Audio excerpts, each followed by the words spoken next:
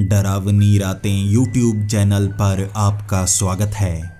भूत प्रेत पिशाच और शैतानों की रोमांचक कहानियां आपको इस चैनल पर सुनने को मिलती हैं। अगर आपको ऐसी ही वीडियोस देखना पसंद है तो हमारे इस चैनल को सब्सक्राइब करना ना भूलें। तो हेडफोन लगा लें, कमरे की लाइट्स ऑफ कर लें, क्योंकि ये वक्त हो रहा है डरने का।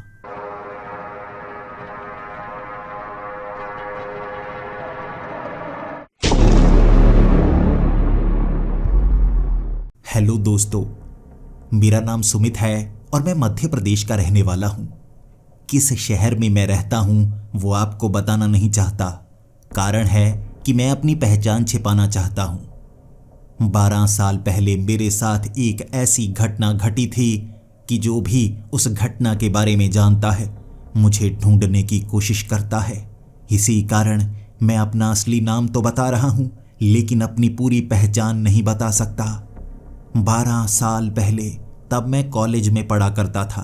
बहुत ज़्यादा शरीफ भी हुआ करता था। कॉलेज से घर, घर से कॉलेज जाया करता, किताबों में गड़ा रहता। कई लड़कियां थीं जो मुझे पसंद करती थी, लेकिन मैं तो बस किताबों में इस तरह नज़रें गड़ाए रखता कि मेरा ध्यान किसी तरफ जाता ही नहीं था।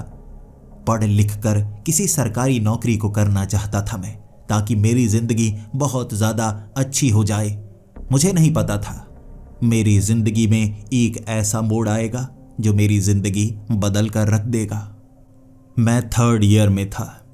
बारिश की वो रात मैं वापस आ रहा था, क्योंकि मेरे दोस्तों ने मुझे कॉलेज में ही रोक रखा था। थोड़ी थोड़ी बारिश हो रही थी। मैं छतरी लेकर गया था, लेकिन फिर भी मेरे दोस्त कह रहे बारिश ज़्यादा हो रही है, हम यहीं पर बैठे रहेंगे, बातें करते रहेंगे। मैं उन्हें कह रहा था मेरा पढ़ने का समय हो रहा है, जल्दी से जल्दी मैं घर पहुंच जाऊं, फिर बारिश कुछ नहीं कर सकती, पढ़ता रहूंगा। लेकिन पहली बार मेरे दोस्त मेरा बहुत ज़्यादा मजाक बनाते जा रहे थे।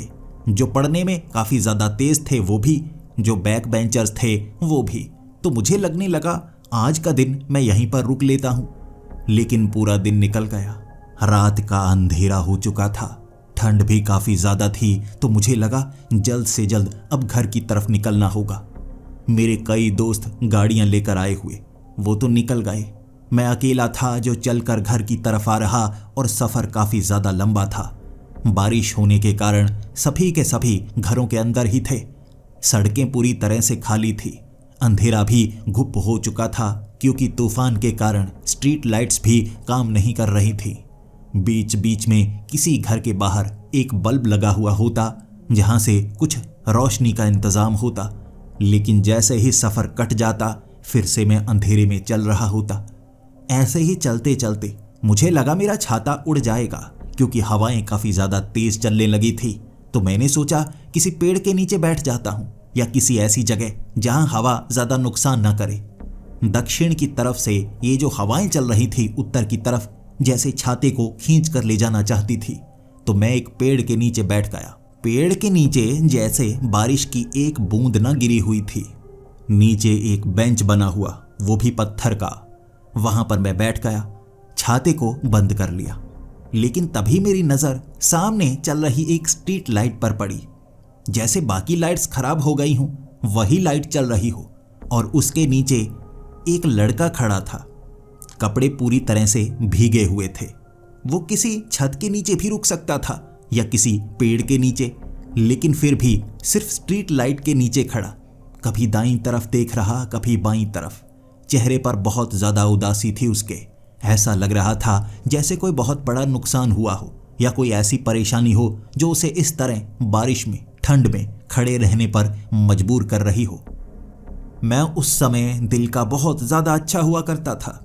जब भी किसी की मदद का मौका मिले, मैं मदद छलांग लगाकर किया करता था। मुझे लगा हो सकता है कोई परेशानी हो, कुछ बातें करूँगा, उसे पेड़ के नीचे ले आऊँगा। चलते चलते मैं उसके करीब गया, छाते के नीचे उसे भी लिया, और मैं कहने लगा, अरे तुम यहाँ क्यों खड़े हो? बारिश कितनी तेज़ है पता है ना तुम्हें, और ठंड भी बहुत ज़्यादा बढ़ चुकी है। तुम गीले हो, बीमार हो जाओगे, चलो उस पेड़ के नीचे आ जाओ।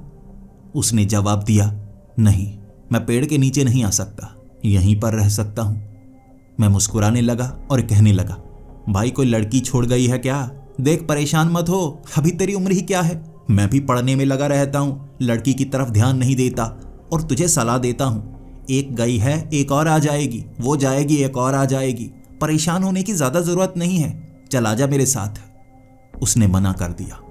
मैं उससे पूछे जा रहा था, परेशानी क्या है भाई? इस तरह बारिश में क्यों खड़ा है? इतनी ज्यादा बारिश हो रही है, भीगता जा रहा है, बीमार हो जाएगा और ज्यादा ठंड बढ़ गई ना तुझे खतरा होगा। वो मानने का नाम नहीं ले रहा। तब मैंने कहा, देख भाई यहीं पर खड़ा रहना चाहता है तो ये ले, मेरा छाता ले ले, इस छाते को पकड़कर यहीं पर खड़ा रह, इतना तो कर सकता है ना। मेरा छाता थोड़ा फटने वाला था, वैसे भी नया छाता खरीदने का समय हो गया था। मैंने सोचा था इस बार ये छाते को लेकर घर चला जाऊं, फेंक दूंगा, अपने पिता को कहूंगा नया छाता ले दीजिए ना। मेरे पिता एक सरकारी नौकरी करते थे, उनकी तनख्वाह कम थी लेकिन फिर भी घर का गुजारा सही तरीके से होता था। वो छाता मैंने उसे पकड़ाया, लेकिन जैसे ही भागकर मैं पेड़ के नीचे आने वाला था, उसने मेरा हाथ पकड़ा और मेरे हाथ में कुछ थमा दिया। मैं भी उस कागज के टुकड़े को पकड़कर भागकर पेड़ के नीचे आ गया। फिर मैं उसकी तरफ देखकर मुस्कुराया, वो भी मेरी तरफ देखकर मुस्कुराया। वहीं पर खड़ा था, लेकिन इस बार छाते के नीचे, भीग नहीं रहा था। और मैंने भी देखा मेरे हाथ में उसने क्या पकड़ाया है। 500 रुपए का ये नोट था और मेरी आंखें खुली की खुली। 500? भाई 150 की वो छतरी थी और उसने 500 रुपए पकड़ा दिए। दूर से आवाज लगाकर जोरदार आवाज में मैंने कहा, अरे भाई ये 500 रुपए हैं, छतरी वैसे भी मेरी फटने ही वाली है, तुम रख लो, इन रुपयों की कोई जरूरत नहीं है। वहां से उसने हाथ दिखाकर कहा, कोई बात नहीं, तुम्हें जरूरत होगी कुछ खरीद लेना, दिल के अच्छे हो तुम। मैं उसे छतरी दे चुका था। बारिश कम हो चुकी थी, बस बूंदाबांदी हो रही थी। घर मेरा नजदीक था, मुझे लगा भागकर मैं पहुंच जाऊंगा, लेकिन उसके 500 रुपए उसे वापस दे दूंगा। इतने ज्यादा मैं नहीं ले सकता। घर में माँ को क्या कहूंगा? माँ कहेगी 500 रुपए किसने दिए हैं। सच बताऊंगा मेरी माँ मानेगी नहीं। तो मैंने जल्दी से जाकर उसे 500 रुपए लौटाने की कोशिश की। उसने कहा, नहीं ये अब तुम्हारे हैं और ये छतरी मेरी है, छतरी मत मांगना। मैंने कहा, नहीं नहीं छतरी नहीं मांगने वाला, लेकिन 500 रुपए ज़्यादा हैं, ये 150 की है, तुम 150 दे दो। उसने कहा, नहीं 150 नहीं, ये मेरी तरफ से तोहफा है। अब उसने मुझे तोहफा दिया था, लेकिन मैंने तो उसकी छोटी सी मदद ही की थी। मेरे पास देने के लिए कुछ नहीं था। और जब भी ऐसे हालात होते थे स्कूल में, बचपन में, मैं नज़रें झुका लिया करता था। मेरे माता पिता के पास ज़्यादा रुपए नहीं हैं और जिस स्कूल में मैं पढ़ा करता था वहाँ पर ज़्यादातर अमीर बच्चे पढ़ते थे। वहाँ वो महंगी महंगी चीज़ें लेकर आए होते और मैं हर रोज़ शर्मिंदा होता, मेरे पास कुछ नहीं होता। आज भी ऐसा ही एहसास हो रहा था। तब नज़रें मैंने नीचे झुकाई और उसने जवाब दिया, देखो नज़रें क्यों छुपा रहे हो? तुम्हारे पास अगर देने के लिए कुछ नहीं है तो अपनी दोस्ती दे सकते हो। एकदम मेरी नज़रें चमकी और मैंने कहा, बिल्कुल बिल्कुल, मैं तुम्हें दोस्त बना सकता हूँ। यह बात ने जैसे उसके चेहरे पर मुस्कुराहट ला दी। बहुत ज़्यादा खुश हो गया और मुझे भी लगा शायद किसी ने इसे धोखा दिया है। हो सकता है कोई लड़की हो या हो सकता है इसका कोई अच्छा दोस्त हो जिसने इसे धोखा दे दिया। मैं जल्दी से घर की तरफ भागने लगा। उसका वो दिया 500 का नोट काफ़ी ज़्यादा गीला हो चुका था, इसीलिए जेब में डालकर जैसे ही मैं घर पहुंचा, मैं माँ को ये बात नहीं बताना चाहता था, क्योंकि मुझे लगा अगर माँ को मैं ये बात बताऊंगा तो परेशानी बढ़ सकती है। मैंने माँ को कहा, माँ मेरे कपड़े थोड़े से भीग चुके हैं और वो छाता था ना, मैंने अपने एक दोस्त को दे दिया। अब उस दोस्त ने मेरी मदद करने की बात कही है। मेरी माँ ने कहा, अपने इतने दोस्त तुमने बना रखे हैं, क्या यहाँ अपनी जान पहचान लगाकर ऊपर वाला वो कमरा किराए पर नहीं चढ़ा सकते किसी को? देखो उससे कोई 1000-1500 रुपए किराया मिल जाएगा, किसी से बात तो कर लो। मैंने कहा, माँ चाय बना दो ना, कितनी बार तुम कहती रहती हो। मैं जिस कॉलेज में पढ़ता हूँ वहाँ अमीर लड़के आते हैं, उनको किराए की बात कहूँगा वो झगड़ने लगेंगे कि हम गरीब हैं जो किराए के मकान में रहेंगे। उनके बड़े बड़े घर हैं, बड़ी बड़ी इमारतें, कुछ के पिता बहुत ज़्यादा अमीर हैं। माँ उनके सामने बेइज्जत मत करो, कभी मेरा दोस्त बाजार में मिला ना कहीं, ये बात मत छेड़ लेना। मेरी माँ ने थोड़ा सा नाक चिढ़ाया लेकिन मेरे लिए चाय बनाई। कमरे में पहुंच चुका था मैं। नहा धोकर अपने बेड पर बैठा हुआ, कंबल ऊपर लिया हुआ था। ठंड के कारण थोड़ी सी जकड़न हो चुकी थी, थोड़ी सी खांसी हो रही थी, लेकिन वो 500 का नोट, वो भी कंबल के बीच दबाकर मैंने सुखा लिया था। 500 का नोट देखकर काफी ज्यादा खुशी हो रही और मैं सोचे जा रहा, लगता तो अमीर है, वरना 500 रुपए उस फटे हुए छाते के लिए कौन देता। यकीनन अमीर है, लेकिन इस तरह बारिश में क्यों खड़ा था। चलो मुझे क्या, उसने दोस्त बनाया है, कभी मिला तो बात जरूर करूंगा। इसके बाद मैं सो गया। आगे कुछ दिनों तक मैं कॉलेज में जाता रहा, वापस आता रहा, लेकिन बारिश कभी नहीं हुई। लगभग 5 दिनों बाद थोड़ी थोड़ी हवा चल रही थी और जो छाता मैंने नया खरीदा था उसे लेकर मैं वापस आ रहा। मुझे एक खाली सी जगह पर वही लड़का नजर आया, दीवार के साथ सटा हुआ, जैसे मेरा ही इंतजार कर रहा था। उसने जैसे ही मुझे देखा, मुस्कुराकर भागकर मेरे करीब आया और मुझे कहने लगा, अरे मेरे दोस्त, तुमसे मिलने की काफी ख्वाहिश कर रहा था मैं, आज तुम मिल ही गए, काफी दिनों से नजर ही नहीं आए। मैंने कहा, अरे यार, उस दिन बारिश के कारण वो रास्ते पर गया था मैं, वैसे उस रास्ते का मैं इस्तेमाल नहीं करता, बारिश ज्यादा थी तो छतरी लेकर उस तरफ से निकला था, लेकिन तुम अब यहाँ पर ऐसा लगता है मेरा ही इंतजार कर रहे थे। उसने कहा, हाँ हाँ, मैं तुम्हारा ही इंतजार कर रहा था, तुम मेरे दोस्त बने हो ना, इसीलिए मैं बस तुम्हारी मदद करना चाहता हूँ। तुम्हारा छाता बहुत काम का निकला, मुझे बारिश में ठंड में बचाया, अब बताओ मैं तुम्हारी क्या मदद करूँ। उसकी बातें ऐसी थी जैसे सच में वो मेरी मदद करना चाहता हो। मैंने कहा, मदद क्या करनी मेरे भाई, तुम्हारी दोस्ती मेरी मदद है। वैसे तुम पढ़ते कहाँ पर हो, रहते कहाँ पर हो। मेरे इस सवाल का जवाब उसने नहीं दिया, लेकिन नजरें नीचे झुकाकर उसने कहा, जब मैं तुम्हें यह बताऊंगा तुम मुझसे दोस्ती तोड़ लोगे। मैंने कहा, नहीं भाई, नहीं तोड़ूंगा। देख, मैं उस महंगे वाले कॉलेज में पढ़ता जरूर हूँ, मैं कोई अमीर का बच्चा नहीं हूँ। ऐसा नहीं है कि तू किसी छोटे घर में रहने वाला होगा या काफ़ी ज़्यादा गरीब होगा तो मैं कह दूंगा नहीं नहीं, तो उससे दोस्ती नहीं करूंगा। देख, ऐसी बात नहीं है। उसने कहा, बात ऐसी नहीं है, यकीन करो, जब मैं तुम्हें बताऊंगा तुम मुझसे दोस्ती तोड़ लोगे। फिर मैंने उसको कहा, तो बात सही रही ना, तुम बताना ही नहीं कि तुम कहाँ पढ़ते हो, कहाँ रहते हो, तो दोस्ती नहीं टूटेगी, आगे की बातें करते हैं। उसके चेहरे पर मुस्कुराहट आ गई और मुस्कुराते मुस्कुराते मुझे कहने लगा, तुम इंसान काफ़ी ज़्यादा अच्छे हो। उसके बाद वो चलता चलता मेरे घर की तरफ आने लगा, मेरे साथ बातें करता जा रहा था, नई पुरानी अपनी कहानियाँ सुना रहा था। चलते चलते मेरे घर के काफ़ी करीब आया और मेरी माँ बाहर ही खड़ी थी। मेरी माँ ने मेरे दोस्त को देखा, जिसका नाम तक मैं जानता नहीं था। बातों बातों में नाम जानने का मौका ही नहीं मिला, वो बातें ही बहुत ज़्यादा मजाकिया कर रहा था। जैसे ही माँ ने मेरे दोस्त को देखा, मेरी माँ हर बार की तरह जो भी मेरी माँ को मिलता था ना, माँ उससे कहने लगती थी, किसी को बताओ ऊपर एक किराए के लिए कमरा है, वो देना है। मेरी माँ ने उसके सामने भी यही बात कही, ऊपर किराए के लिए कमरा है, 1500 रुपये मिल जाएंगे। देखो बेटे, तुम मेरे बेटे के दोस्त हो ना, तुम भी किसी से बात करो ना। तभी उस लड़के ने कहा, अगर मैं वहाँ पर रहना शुरू कर दूँ तो ठीक रहेगा ना। मेरी माँ ने छलांग लगाई और कहने लगी, बिल्कुल बिल्कुल, अगर तुम रहना चाहते हो तो रह सकते हो, अपने माँ बाप को भी ला सकते हो। तब उस लड़के ने कहा, मेरे माँ बाप नहीं हैं, क्या मैं आपके साथ रह सकता हूँ? क्या आपको अपनी माँ कह सकता हूँ? मेरी माँ तो और ज़्यादा खुश हो गई, इतना अच्छा किराएदार मिल रहा है। तभी उस लड़के ने जेब से 1500 रुपये निकाले, मेरी माँ के हाथ में रखे और मेरी माँ अंदर भी चली गई। कहने लगी, अब सामान ले आओ, रहना शुरू कर दो। मैं हैरान था, अपनी माँ पर, उस लड़के पर नहीं। वो लड़का मेरी तरफ देखकर मुस्कुरा रहा और कह रहा, देखो मेरे दोस्त, अब तो मैं तुम्हारे बिल्कुल करीब आ गया हूँ, अब दूर जाकर मिलने की ज़रूरत नहीं पड़ेगी, तुम्हारे घर के अंदर रहूँगा, तुम्हारा भाई बनकर। तब उसने अपना नाम बताया, निशान।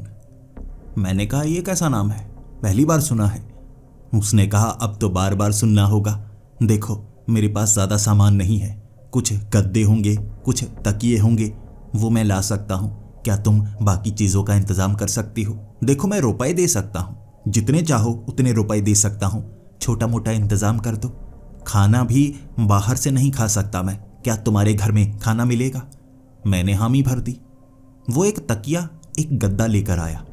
वहां ऊपर फर्श पर ही वो गद्दा बिछाया, वो तकिया बिछाया और उस पर लेट गया। फिर मुझे कहने लगा, मेरे दोस्त आओ मेरे साथ बैठो। मैं काफी ज्यादा हैरान था, इतनी जल्दी वो करीब आ गया था और बातें करने में बड़ा अच्छा था।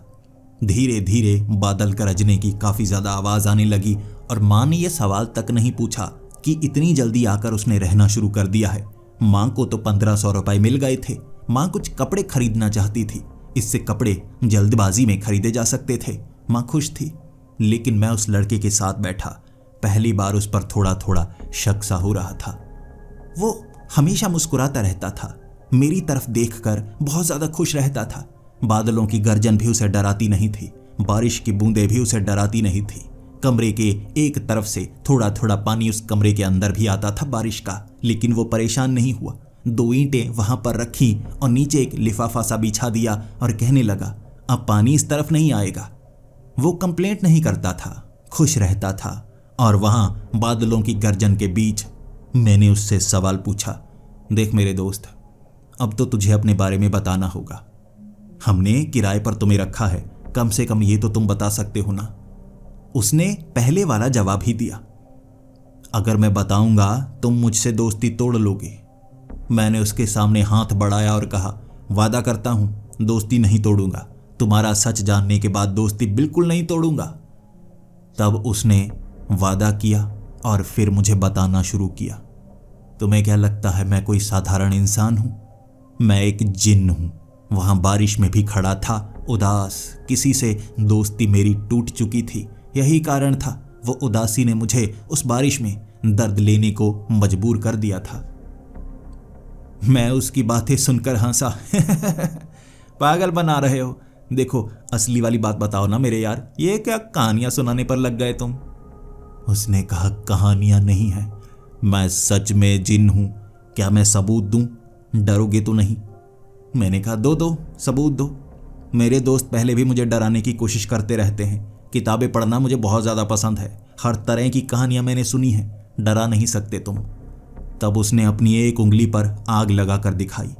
कहीं से वो आग पता नहीं उड़ती हुई उसकी उंगली पर आ गई। एक एक करके उसकी 5 उंगलियों पर आग लगी हुई। मैं एक पल के लिए हक्का बक्का और फिर कहने लगा, ये क्या, ये आग कहाँ से आई? जादू यार, तुम्हें जादू अच्छे आते हैं, ये कैसे किया? कुछ लगाया था उंगली पर? तब वो कहने लगा, अब भी तुम्हें यकीन नहीं हो रहा ना, और क्या करके दिखाऊं? उसने अपनी एक उंगली अपने हाथ से अलग करके दिखाई और कहा, ये देखो मेरी उंगली मेरे हाथ से अलग हो चुकी है। फिर अंगूठा अलग किया। मेरी सांस रुक चुकी थी। ऐसा लग रहा था जैसे मैंने कुछ ऐसा देखा है जिससे मैं सहम गया। और फिर मैंने कहा, हाँ, मैंने माना, बस ये बस करो।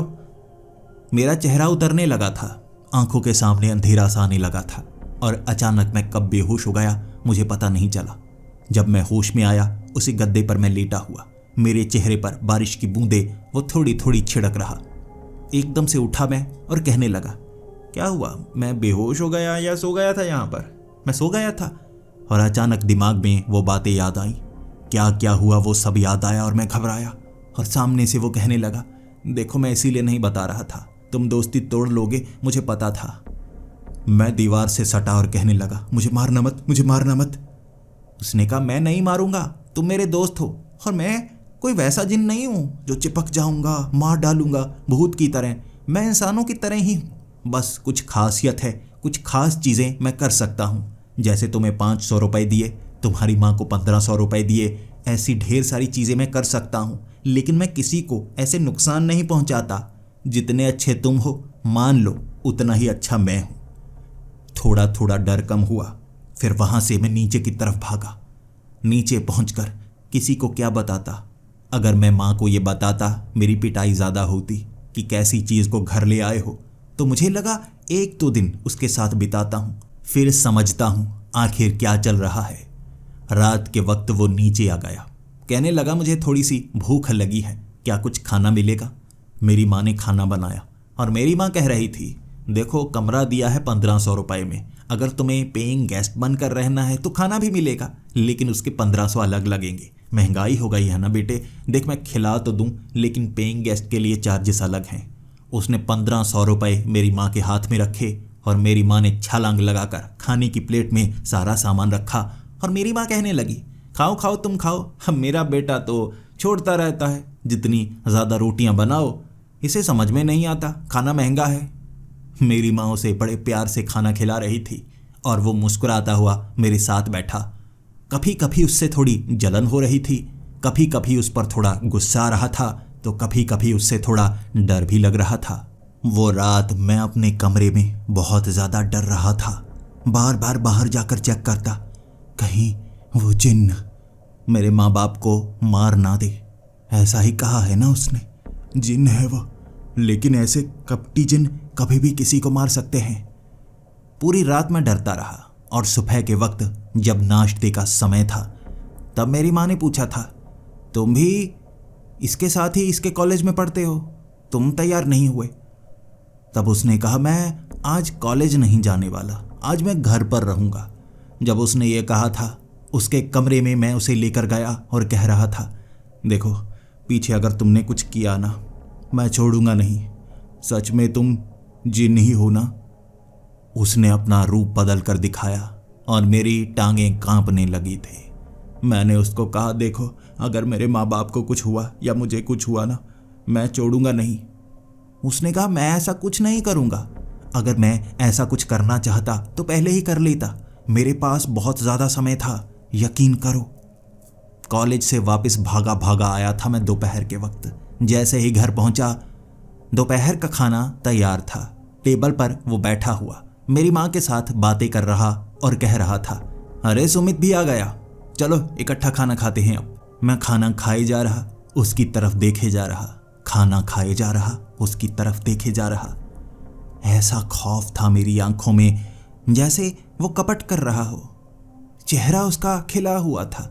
फिर वो अपने कमरे में गया, मुझे भी बुला रहा था कि चलो मेरे कमरे में बैठते हैं, कुछ बातें करते हैं। उसके कमरे में मैं गया, दरवाज़ा खुला था, मुझे लग रहा था ये अकेले में मुझे पकड़कर मार देगा। तब मैं सच्चाई जानना चाहता था तो मैंने उससे सवाल पूछने शुरू किए। मैंने कहा, देखो अगर तुम जिन हो तो तुम कुछ भी कर सकते होगे। उसने कहा, हाँ लेकिन मेरी भी एक सीमा है, कुछ चीज़ें मैं भी नहीं कर सकता। तब मैंने उसको कहा, लेकिन मैंने सुना है कहानियों में एक जिन होते हैं जो चिराग घिसने पर कुछ भी देते हैं। उसने हंसते हुए कहा, कहानियाँ कम सुना करो, ऐसे कोई जिन नहीं होते जो चिराग में हो और घिसने पर बाहर आए, वो कहानियों में है। मैंने कहा, फिर मैं दूसरे जिन्नों के बारे में भी जानता हूँ, कहते हैं वो इंसानों पर कब्जा कर लेते हैं, छिप कर रहते हैं और अगर उनके काबू में कोई आ जाए वो मार डालते हैं। फिर से वो मुस्कुराया और हंसने लगा, फिर कहने लगा, जिन्न के बारे में कहानियां ही सुनी है, सच्चाई जानना चाहते हो? जिन्न की भी एक दुनिया है जिसे जिन्नातों की दुनिया कहा जाता है। इस दुनिया के साथ जुड़ी हुई कोई भी इंसान हमारी दुनिया में नहीं आ सकता। हम इंसानों की दुनिया में भी जा सकते हैं और भी कई दुनिया है, वहाँ पर भी जा सकते हैं। मुझे ये दुनिया पसंद है, लेकिन यहाँ पर दोस्ती तो मिलती है, बेवफाई भी मिलती है, उसका क्या करें? मैंने कहा, बेवफाई? कौन सी बेवफाई? आखिर तुम्हें किसने धोखा दिया, लड़का या लड़की, सच बताओ। उसने कहा, ना लड़का ना लड़की, मुझे समय ने धोखा दिया है और उससे ज़्यादा मैं कुछ नहीं बता सकता। समय हर किसी को धोखा देता है। जब हम जन्म लेते हैं हमें लगता है समय हमारे साथ है, हमें बड़ा कर रहा है, हमें सब कुछ दे रहा है, लेकिन यही समय होता है जब हमारा अंत आता है, हर चीज़ हमसे छीन लेता है। तो हमारा दुश्मन हुआ या हमारा दोस्त हुआ, तुम बताओ? उसके सवाल का मेरे पास कोई जवाब नहीं था। तब मैंने उसको कहा, देखो अगर तुम मेरे दोस्त हो तो क्या तुम मुझे कुछ दे सकते हो? देखो मैं कोई लालची इंसान नहीं हूँ, लेकिन फिर भी अगर तुम्हारे पास कुछ खाली पड़ा हो जिसकी तुम्हें ज़रूरत नहीं है, यानी कि 500 1000 के नोट, तुम्हें उसका इस्तेमाल करना नहीं आता होगा या इस्तेमाल नहीं करते होगे, क्या तुम मुझे दे सकते हो?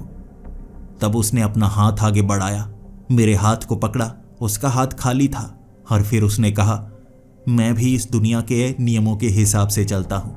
वो चिराग के जिन्न को घिसने के बाद 3 ख्वाहिशें मिलना ऐसा नहीं होता। तुम्हें मेरा छोटा सा काम करना होगा, बदले में मैं तुम्हें रुपए दूंगा। क्या ये चलेगा? मैं सोचने पर मजबूर हो गया। मुझे लगा ये कोई बहुत ज़्यादा मुश्किल काम होगा। मैंने कहा, देखो, जो काम तुम नहीं कर सकते मैं कैसे कर पाऊंगा? तुम जिन हो, जिन जो काम कर सकते हैं इंसान नहीं कर सकते। उसने कहा, कर सकते हैं। कुछ ऐसी चीज़ें हैं जो जिन्नात नहीं कर सकते लेकिन इंसान कर सकते हैं। बस वही काम मेरे तुम कर दो, उसके बाद मैं तुम्हें रुपए दूंगा। जैसा काम, जितना काम, उतनी कीमत। समझ लो, कॉलेज के साथ साथ तुम पार्ट टाइम काम भी कर सकते हो। बदले में मेरी दोस्ती भी मिलेगी। मैंने हामी भर दी और मैंने कहा, इस रविवार, लेकिन वादा करो मुझे कहीं ऐसी जगह नहीं फंसाओगे जहां मुझे नुकसान हो या मेरे माँ बाप को नुकसान हो। वादा करो। उसने वादा किया और रविवार के दिन सुबह सुबह मैं उसके साथ चल पड़ा। बहुत दूर लेकर गया। मैं भी चला था, वो भी चला था। कह रहा था चलकर ही जाना होगा। मेरे पास रुपए नहीं थे ऑटो करने के, इसीलिए 7 किलोमीटर का वो सफ़र चलकर तय किया। मुझे लग रहा था ये जिन्न पागल है, मुझे भी पागल बनाएगा। लेकिन ऐसी पुरानी जगह लेकर गया ना मुझे, चारों तरफ सुनसान ही सुनसान इलाका, और वहाँ खंडहरों के बीच मुझे कहने लगा, तुम्हें यहाँ घास की थोड़ी सफाई करनी होगी। बताओ, ये सफाई तुम करने को तैयार हो? उन खंडहरों को देखकर ऐसा लग रहा था ये पुराने कोई किले के खंडहर होंगे या पुराना कोई घर, कम से कम 150-200 साल पुराना। लेकिन यहाँ सफाई करने के लिए वो क्यों कह रहा है? मैंने उससे सवाल पूछा, देखो, भले ही मैं मानता हूँ कुछ काम तुम नहीं कर सकते जैसा तुमने कहा, लेकिन घास की कटाई करना बहुत आसान है, ये काम तुम कर सकते हो। उसने कहा, अगर मैं ये काम कर पाता तो पहले ही कर चुका होता। तुम अगर ये काम करोगे तो मैं तुम्हें काफ़ी बड़ी रकम दूंगा। सोच लो, समझ लो, इससे ज़्यादा बड़ी रकम अब तक तुम्हें मिली नहीं होगी अपने पिता से। उसकी बात मैंने मानी, क्योंकि वो कितनी राशि मुझे देने वाला था वो बता नहीं रहा था। तो मैंने घास की कटाई शुरू कर दी। वो 12 फुट बाय 12 फुट का छोटी सी जगह वाला एक इलाका था जिस पर काफ़ी ज़्यादा घास उगी हुई, और मेरे पास घास की कटाई के लिए कुछ नहीं था, तो हाथों से ही मैंने घास को उखाड़ना शुरू कर दिया। 4 घंटे लगे मुझे। 4 घंटे में मैंने वो घास को उखाड़ा। जैसे उसका एहसान था मुझ पर। उसने मेरी माँ को रुपए दिए थे, किराए पर हमारा ऊपर वाला कमरा लिया था, तो हमारे घर में बरकत हुई थी।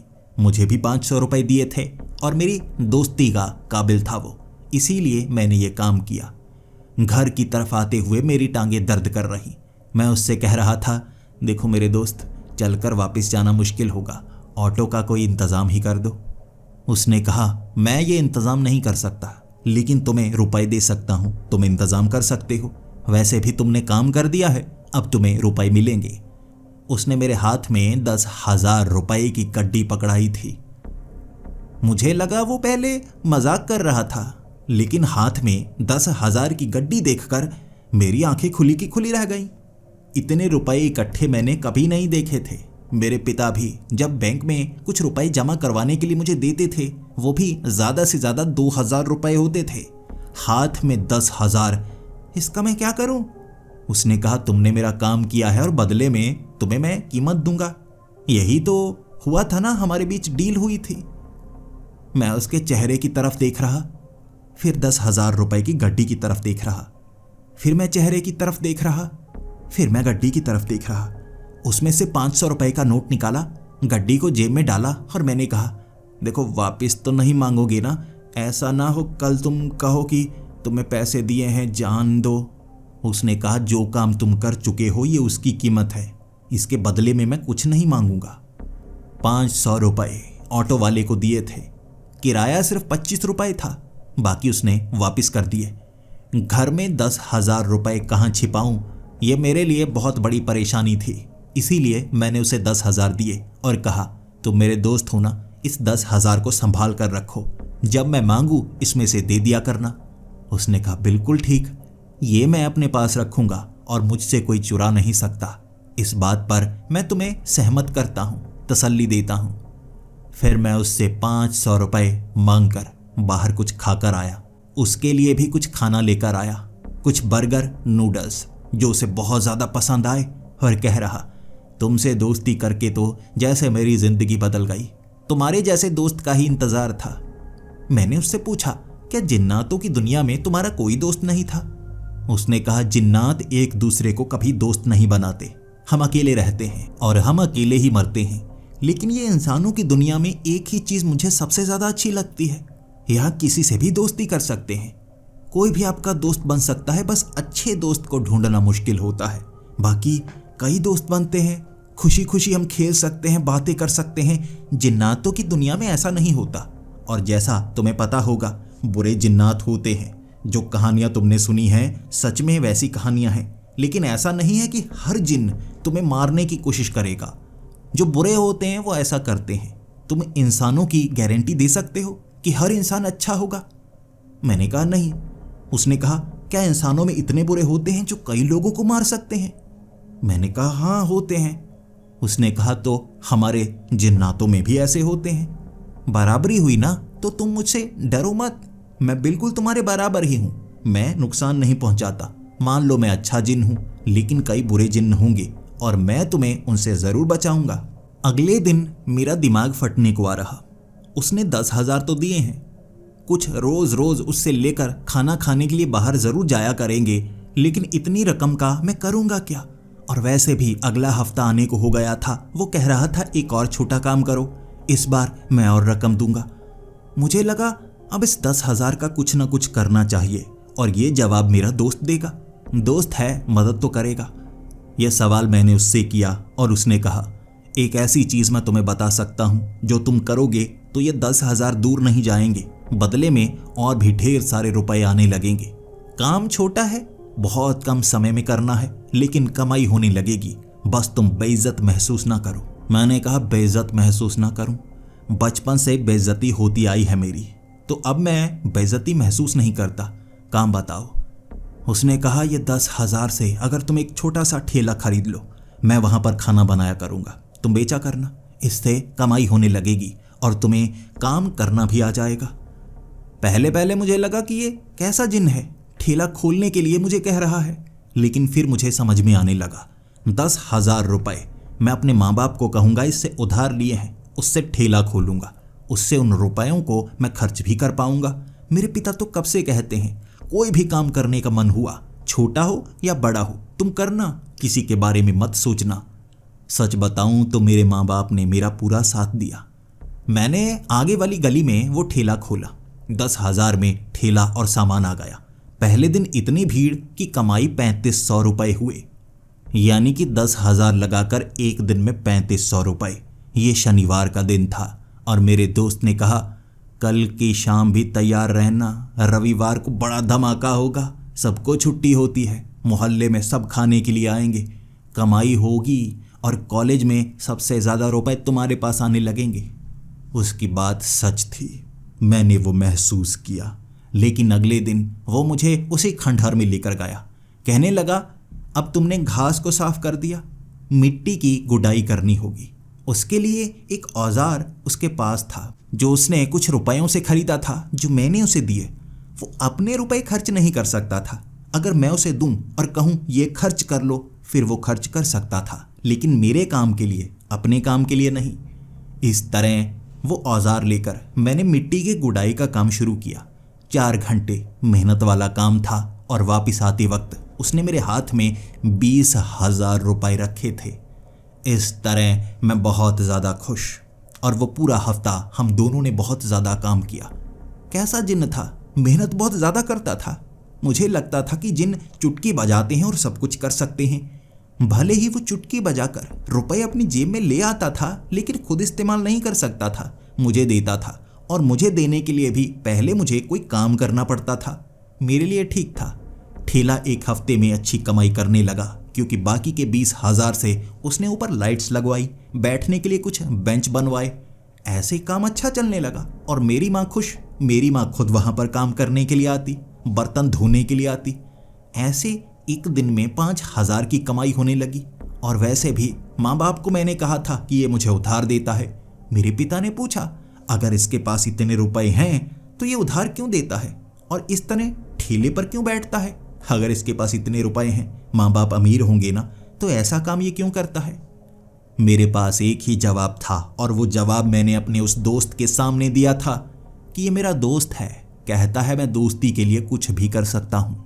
2-4 हफ्ते इसी तरह से वो उस खंडहर की कभी सफाई करवाता, कभी झाड़ियों को हटवाता, और इस बार उसने वहां पर कुछ पौधे लगवाए। ये कुछ महंगे वाले पौधे थे, 500 रुपए का एक पौधा आता, लेकिन अपने दोस्त के लिए मैं इतना तो कर ही सकता था ना। ठेले पर जैसे पूरा दिन वो काम करता था और उसके बाद 1 रुपया तक नहीं लेता था। सारी की सारी कमाई मेरी, बस कुछ खाना खाता था जो मैं उसे प्यार से खिलाता था। मेरा अच्छा दोस्त जो मेरे काम आ रहा और वहां खंडहर को अच्छा बना रहा, बदले में मुझे कीमत देता। हर तरफ से कमाई मेरी ही होती जा रही थी और समय बीतता जा रहा। धीरे धीरे अपने उन दोस्तों को मैंने सबक सिखाना शुरू किया जो मुझे बेइज्जत किया करते थे। अबे तेरे पास तो साइकिल भी नहीं है, साइकिल से कॉलेज में आ जाया कर। अब मैंने बाइक खरीदी थी, 70,000 की बाइक लेकर जब मैं कॉलेज गया, उनके चेहरे उतरे हुए। माना उनके पास महंगी 5-5 लाख की बाइक थी, लेकिन जिस तरह से वो मुझ पर हंसा करते थे ना कि मैं कुछ नहीं कर सकता, ये बाइक उनकी गालों पर एक तमाचा था। मैं कमाई अच्छी करता था, उसे खर्च करना चाहता था, लेकिन मेरा दोस्त कह देता खर्च मत कर, अभी खर्च करेगा तो भविष्य खराब होगा। मैं उसकी बात मानने लगा, उन रुपयों को संभाल कर रखने लगा। उसने कुछ रुपए मुझे इस्तेमाल करने के लिए दिए, फिर कहने लगा वो ज़मीन खाली पड़ी है जिसका कोई इस्तेमाल नहीं करता। मैंने तब उसको बताया वो ज़मीन शापित ज़मीन मानी जाती है, कई लोगों ने वहाँ पर खेती करने की कोशिश की। अब जिसने खेती की शुरुआत की वो मारा गया, कुछ लोगों के घर बीमारी लग गई, तब से उस ज़मीन को इसी तरह छोड़ा गया है। उसने कहा यही तो मौका है, मैं देखता हूँ आखिर कैसा शाप है वहाँ पर। एक बार तुम वहाँ पर कदम रखो, तुम्हें कोई नुकसान नहीं होगा, मुझ पर यकीन करो। जैसे ही मैंने उस ज़मीन पर पैर रखा, काला काला सा धुआं ज़मीन के बीच से उठता हुआ देखा, और तब उसने कहा ये एक साधारण आत्मा है जो इस ज़मीन की पुश्तैनी तौर पर सुरक्षा कर रही है। तुम्हें बस एक छोटा सा काम करना होगा, उसके बाद ये ज़मीन का तुम इस्तेमाल कर सकते हो। मेरी बात मानो, जो भी इसका मालिक है उससे ज़मीन अपने नाम पर करवा लो सस्ते में। मैंने वैसा ही किया। वहाँ पर एक दुकान खोली जा सकती थी, उस ज़मीन का इस्तेमाल किया जा सकता था, लेकिन पहले उस शाप को ख़त्म करना था, और ऐसा उसने किया। वहाँ दुकान बनाने से पहले, खेती से पहले एक पूजा का प्रावधान था, और ये पूजा अंतिम संस्कार की होती। पुजारी जी खुद हैरान, आखिर ज़मीन पर मैं अंतिम संस्कार क्यों करवा रहा हूँ, लेकिन मुझे उस जिन्न ने कहा था तो मैंने वैसा किया। धुआं गायब हुआ, श्राप खत्म हुआ, और मैंने वहाँ पर दुकान बनवाई। 2 महीनों में दुकान बनकर तैयार हो गई। इतनी तेज काम हुआ, कीमत ज़्यादा लगी, लेकिन वहाँ पर अब ठेले का सारा सामान रखकर मैंने बेचना शुरू किया, साथ में मिठाई का काम शुरू कर दिया। जैसा मुझे जिन्न ने कहा कि मिठाई मैं बनाया करूँगा, वो मिठाई बनाता इतनी अच्छी, लोग उंगलियां चाटते रह जाते और कहते इतनी अच्छी मिठाई। उसे सब कुछ आता था, मिठाई बनाना, दुकान चलाना, खाना बनाना। मैं बस गल्ले पर बैठता और नोट गिनता, और दूर से वो मुस्कुराता हुआ कहता गिनो मेरे दोस्त गिनो, नोट तो इतने आएंगे तुमसे संभलेंगे नहीं। मैंने कहा संभालना कौन चाहता है, आते जाएं गिरते जाएं, बाकी लोगों की मदद हो जाएगी। दूर से वो हंसता और कह देता मेरे दोस्त तुम दिल के बहुत ज़्यादा अच्छे हो। 4 महीनों में काम इतना अच्छा चला, वो सारी की सारी मिठाई इतनी अच्छी बनाता था, लोग बहुत ज़्यादा खरीदने लगे, दूर दूर से आने लगे, नाम ज़्यादा होने लगा, और हर हफ्ते उसका काम। अब वो मुझे 10 लाख रुपए देता काम के। वहाँ सफाई करनी होती, मैं अपने साथ 4 और लोगों को लेकर जाता, सफाई का काम, खंडहर को तोड़कर वहाँ अच्छा सा घर बनाने का। वहाँ चारों तरफ पेड़ पौधे लगाए गए, ऐसा जंगल सा बना दिया उस इलाके को। जैसे वो खुश होता जा रहा, मैं वो काम करता जा रहा, लेकिन एक तरफ कमाई, मुझे कमाई पर ज़्यादा ध्यान देना था। छोटी दुकान के पीछे वाली सारी की सारी ज़मीन हमने खरीद ली। काफ़ी महंगी थी, लेकिन मुझे खरीदने में परेशानी नहीं हुई। जैसा मेरा दोस्त कहता वैसा मैं करता। उस ज़मीन पर वो खुद खेती करता, खुद ट्रैक्टर चलाता, बीज कैसे बोने हैं, खाद कैसे डालनी है, हर काम वो करता, और मैं खड़ा खड़ा देखता। चारों तरफ हरियाली को महसूस करता, अमीरी को महसूस करता। समय बीतता जा रहा था, रुपए बढ़ते जा रहे थे, बैंक बैलेंस बढ़ता जा रहा, और उसके बाद दुकान बड़ी हो गई। वो दुकान इतनी बड़ी हुई कि मुझे लग रहा था कि वो काम नहीं कर पाएगा, शायद कुछ और लड़कों को रखना होगा। लेकिन उसने कहा, और नहीं, जो काम हम दोनों ने खोला है वो हम दोनों करेंगे, मेहनत ज़्यादा करेंगे। नीचे वाले कई काम वो कर सकते हैं, लेकिन काम ऊपर वाला सिर्फ हम दोनों करेंगे। मैं वो काम करना नहीं चाहता था। आलस शरीर में भरने लगा था। यकीन कीजिए, इतना अमीर होकर जिसके पास महंगी वाली 30 लाख की गाड़ी हो, वो इस तरह से काम करेगा, मिठाई का काम। मैंने उसे कहा, नहीं नहीं नहीं, मैं नहीं करने वाला। और मेरी दोस्त, तू छोड़ देना, अब देख इतने रुपए आ गए हैं, तो मिठाई बनाता अच्छा नहीं लगता। हम अमीर हैं ना, अमीर। अब अच्छा वाला घर बनाना है हमें, और वहां पर बैठा करेंगे, टीवी देखेंगे, घूमेंगे फिरेंगे, काम नहीं करेंगे। जैसे ही ये शब्द मैंने बोले कि काम नहीं करेंगे, वो थोड़ा गुस्से में आया और कहने लगा, अगर काम नहीं करेंगे तो हम जिंदगी व्यतीत कैसे करेंगे? हमारा जन्म किसी न किसी खास काम के लिए हुआ है। हमें हर तरह के काम करके देखने चाहिए, हमें कौन से अच्छे लगते हैं, कौन से काम में हमारा लगाव बढ़ता जाता है। जिंदगी ऐसे कटनी चाहिए। मैंने कहा, नहीं, काम करके क्या मिलेगा? जिंदगी को अच्छे से जीने में मजा है, चलो घूम कर आते हैं। 2 दिनों तक हम घूमे पहाड़ों में। उसकी खुशी मेरी खुशी में थी, और मैं और ज्यादा रुपए कमाना चाहता, महंगी महंगी चीजें खरीदना चाहता। मुझे अपने से ऊपर और अमीर दिखने लगे। अपने दोस्त जो काफ़ी अमीर थे, 1.5 साल में मैंने इतने रुपए कमाए थे, मेरे पास जो गाड़ी थी उनके पास नहीं थी। जलने लगे थे और मैंने कॉलेज छोड़ दिया। काम अच्छा चला और अब मैं घर खरीदना चाहता था। मैंने अपने दोस्त को कहा, बता मेरे दोस्त, कौन सा घर खरीदना चाहिए? उंगली कर दे, रुपए बहुत कमाए हैं हमने। वहाँ इलाके में एक अच्छा घर बनाने की उसने मुझे सलाह दी। मैं कोई घर खरीदूं नहीं, बनाऊं। मैंने उसकी बात मानी, लेकिन उस घर को कैसे बनवाना है, कितना बनवाना है, मैंने कहा मुझसे यह काम नहीं होगा, ये तुझे देखना होगा मेरे दोस्त। मैं थोड़ा कॉलेज में घूम कर आता हूँ।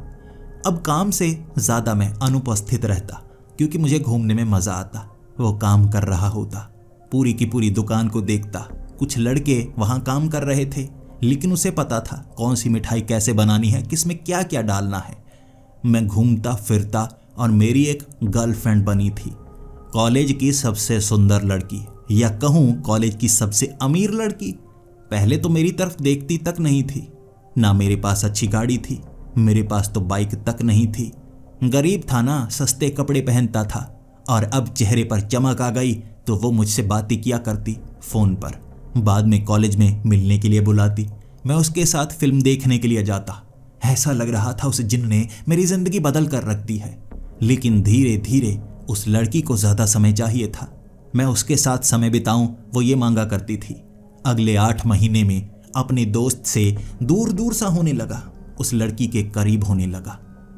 मैं उससे शादी करना चाहता था। मेरे दोस्त ने कहा था, तुम्हारी खुशी में मेरी खुशी है, बस भूल मत जाना। मैंने कहा, नहीं, तुम्हें कैसे भूल सकता हूं, तुमने तो मेरी जिंदगी बदली है। भले ही शब्द मेरी जबान पर यही थे, लेकिन उसे समय दे नहीं पा रहा। जब मेरी शादी हुई थी ना, वो घर बन चुका था। नए घर में मैं अपनी बीवी को लेकर आया था, लेकिन उस घर में सच बताऊं मेरे दोस्त के लिए जगह नहीं थी, क्योंकि किसी अनजान दोस्त को मैं घर में कैसे रख सकता था। मेरी बीवी थी वहां पर, नई नई शादी हुई, और मेरी माँ ने यही कहा था, देखो तुम्हारा दोस्त भी क्या यहीं पर रहेगा? माना तुम्हारा दोस्त है, पहले किराया देता था, अब ये बड़ा घर है, उसे यहाँ नहीं रखा जा सकता। मुझे भी थोड़ा सा महसूस होने लगा कि मेरी बीवी है और वो भी एक जिन्न है, कहीं ऐसा ना हो वो मेरी बीवी को बिगाड़ दे। इसीलिए मैं अपनी बीवी से उसे थोड़ा दूर रखना चाहता था। ज़्यादातर मैं उसे दुकान के पास रखता। बड़ी दुकान थी जहाँ और भी कई प्रवासी काम किया करते, और मैंने उसे कहा, देख मेरे भाई, ऊपर तेरे लिए कमरा तैयार कर दिया है, देख काम में तू ज़्यादा ध्यान देगा तो यहाँ पर तुझे रहना होगा, घर में रहेगा तो मेरे जैसा बन जाएगा। मैं तो निकम्मा हूँ, तू निकम्मा नहीं बनना चाहिए। उसने कहा, बिल्कुल मेरे दोस्त, तुम्हारे लिए तो कुछ भी। मेरी बीवी अकाउंट्स पढ़ चुकी थी, इसीलिए वो चाहती थी कि सारे अकाउंट्स का ध्यान वो रखे, जबकि मुझे तो इसके बारे में पता ही नहीं था। ये काम मेरा दोस्त किया करता था, वही जिन। लेकिन मेरी बीवी ने कहा, अकाउंट्स का काम अब से मैं किया करूँगी, ध्यान रखूंगी खर्च कहाँ पर ज़्यादा होता है, कहाँ पर कम होता है। तुम्हें और ज़्यादा रुपए कमाने हैं, यहाँ जितने भी तुमने लड़के काम पर रखे हैं ना, तनख्वाह बढ़ा सकते हो। इसकी भी ये तुम्हारा दोस्त, अब दोस्ती उतनी ही रखना जितनी काम आए, ज़्यादा दोस्ती का कोई फ़ायदा नहीं होता। मेरी बीवी ने ये कहा और जैसे मैं अपने दोस्त से थोड़ा दूर हो चुका था, बीवी के करीब हो चुका था। नई नई शादी थी ना, हुस्न के रंग मेरी बीवी ने मुझे ऐसे दिखाए कि मैं बीवी के जादू में खोया खोया सा रहता था।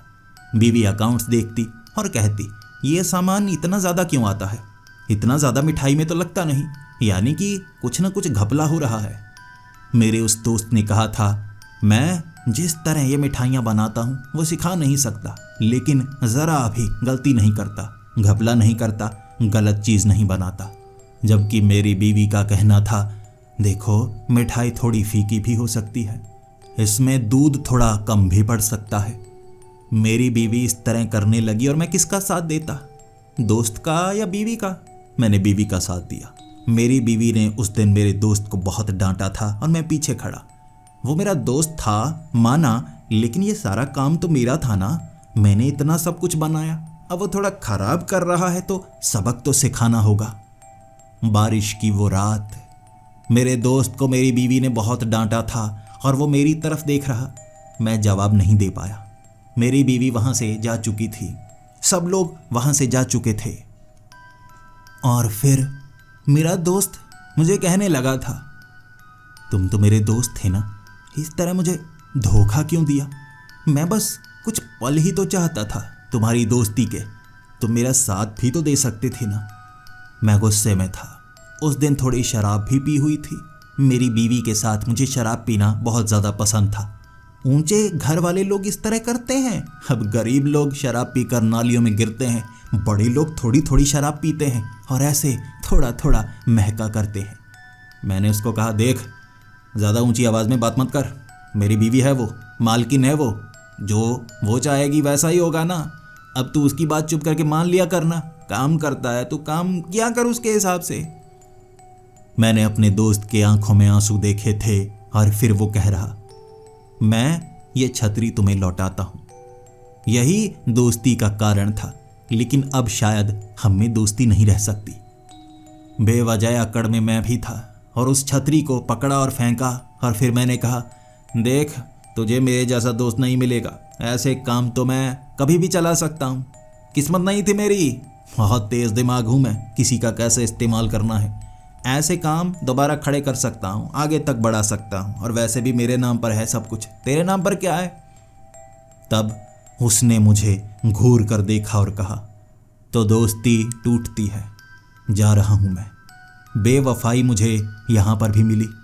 इंसानों की फितरत यही है, जब उन्हें सब कुछ मिलने लगता है तो वो इतराने लगते हैं, भूल जाते हैं उन सबको जिन्होंने मदद की होती है। रोता रोता वो वहाँ पर गया और मैं कह रहा, जा यार जा, अब सब कुछ मिल गया है, किसी चीज़ की ज़रूरत नहीं है, तू अच्छा है, अच्छा बना रहे, तुझे कोई ना कोई दोस्त मिलेगा, तू जा सकता है मेरे दोस्त, कहीं किसी और को ढूंढ ले। वो उस दिन गया और उसके बाद कभी नज़र नहीं आया। वो मिठाई वैसी दोबारा बन ही नहीं पाई। कई मिठाई बनाने वाले महंगे से महंगे मैंने वहाँ पर बुलाए। मेरी बीवी कहती, किसी बहुत ज़्यादा महंगे वाले को बुलाओ, रिस्क तो लेना पड़ता है ना। वहाँ पीछे वाली ज़मीन बेची जा चुकी थी, महंगे मिठाई बनाने वाले वहाँ आ चुके। मिठाई तो बहुत महंगी बनती, खरीदने वाला कोई नहीं होता, घाटा होने लगा। मेरी बीवी ने कहा, लोन लेना चाहिए, लोन लेने के बाद हर कोई अमीर आसानी से बन जाता है। मैंने लोन लिया, नई जगह पर एक अलग फ्रेंचाइजी खोली, लेकिन हालत वैसी ही, मुझे कुछ नहीं आता था और मेरी बीवी मुझे डांटा करती कि तुम मेहनती नहीं हो, काम नहीं करते, क्या उससे कुछ सीखा नहीं था? मैंने कहा नहीं, वो काम किया करता था, मुझे उस पर भरोसा था। मेरी बीवी हर रोज़ मुझे डांटती। धीरे धीरे जो अमीरी थी वो कम होने लगी। ज़्यादा रुपए ज़मीनों पर लगा दिए थे, खाने पर बना दिए थे, लोन लिया हुआ उसकी रीपेमेंट फंस चुकी थी और इस तरह मुश्किलें बढ़ने लगी। और जैसे जैसे समय बीतता गया हालात समझ में आने लगे। वो कहा करता था ना, मेहनत करनी ज़रूरी है, मैं मेहनत नहीं करता था।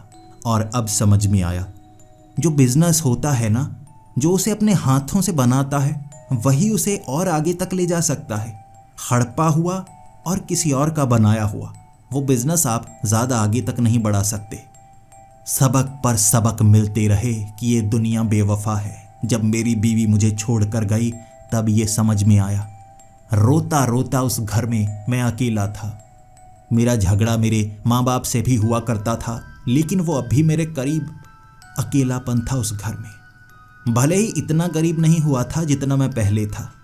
मेरे दोस्त ने मदद काफ़ी अच्छी की थी, सब कुछ सही किया था। बस उसके जाने के बाद हर चीज़ लड़खड़ा गई। उसी ज़मीन पर उसे ढूंढने की कोशिश की जहां मुझसे सफाई करवाया करता था, लेकिन वो मुझे कभी नहीं मिला।